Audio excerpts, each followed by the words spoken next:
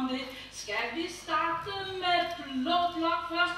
Lars Lykkesmed, I har haft magten i 10 år. Har det ikke været rigelig tid til at få gjort noget ved det problem?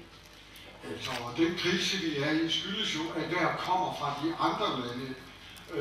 Og derfor har vi også besluttet at sætte grænsebomme op, for simpelthen at forhindre disse skybrud i at komme ind i landet. Og lad mig lige påpege, at vejret indtil for ganske nylig har været aldeles udmærket.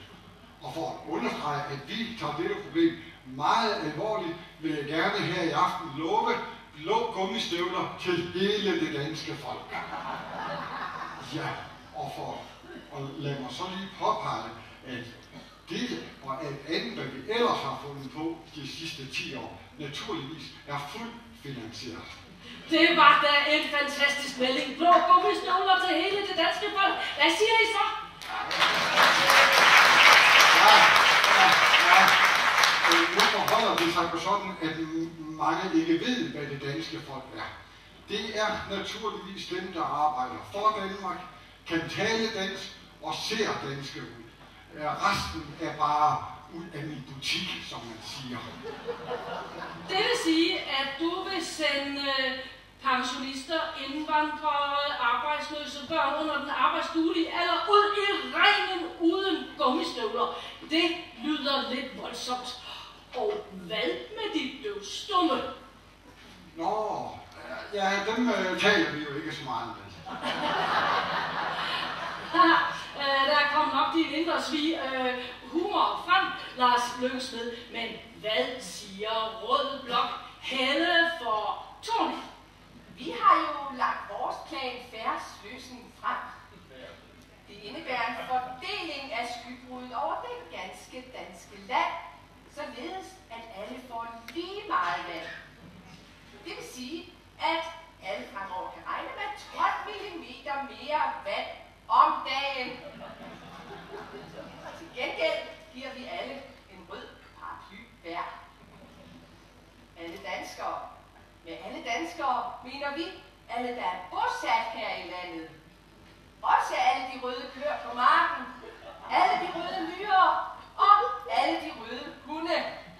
I lover og lover, men er der dækning for alle jeres forslag? Kan I for eksempel skaffe alle de røde paraplyer? Nej, det kan I ikke, for alle ved jo, at de fleste paraplyer er blå. Jeg derimod har styr på alle skybrud. Hvad er så din plan, Lars Lykkesmed? Jamen, jeg har simpelthen lavet et skybrudsforlig med selveste Gud. Selveste Gud? Ja, i skikkelse af hans datter. Har Gud en datter? Jeg troede kun, han havde ham sønnen Jesus. Nej. Han har skam også en datter, og hun bestemmer altid. Hun hedder Margrethe. Dronning Margrethe? Ja, det må vist være hende. Jeg vidste dog bare ikke, at Gud og hans søn Jesus hed Vestager til efternavn.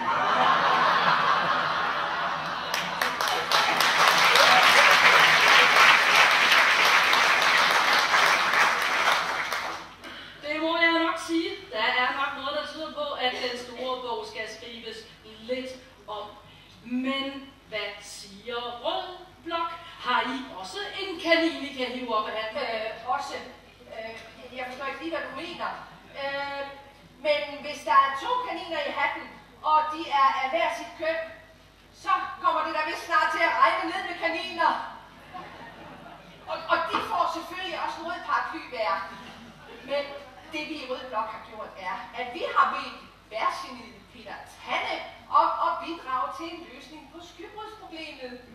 Han foreslår, at vi lægger en 30-30-plan, så det er vi i fuld gang med. Jamen, hvad så med vores 2020-plan? Ja, det siger jo ligesom sig selv. Den er jo håbløst forældet. Nå, jamen, så laver vi da bare en 40-plan, så er vi foran igen. Det kan I ikke, fordi så lægger vi. Stop så! Vi må tilbage til aftenens emne, nemlig skybrud. Definitionen på skybrud er som bekendt 15 mm regn inden for 30. Ja, men det har vi så ændret i vores plan, Færres løsning. Således at definitionen af skybrud fremover er 1 meter vand inden for 15 minutter. På den måde så bliver antallet skybrud jo også reduceret gevaldigt. Hvad sker der nu? Lars Løkke Smed bevæger sig over mod Helle fra Thorning. Han tager en gul lap frem. Er han måske i færd med en lappeløsning? Nej, han giver Helle fra Thorning det gule kort. Helle fra Thorning virker noget overrasket, men hun lægger nu en betalingsring om halsen på Lars Løkke Smed.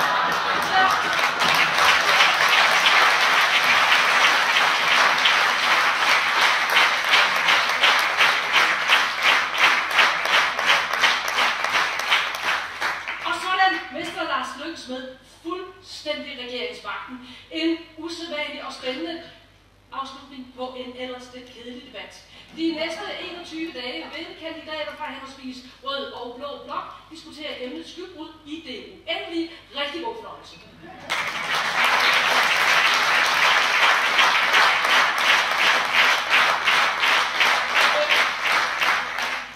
Jeg glemte lige at sige, at TV2 News også sender børnetime hele dagen.